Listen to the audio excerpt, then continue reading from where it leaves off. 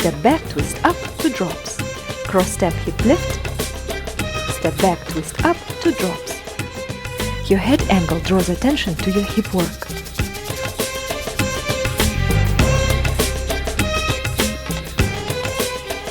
Hip arcs, drop front, lift, drop back, lift, drop front, drop back, and faster. Keep your knees together. Don't open your knee when you drop your hip in the back.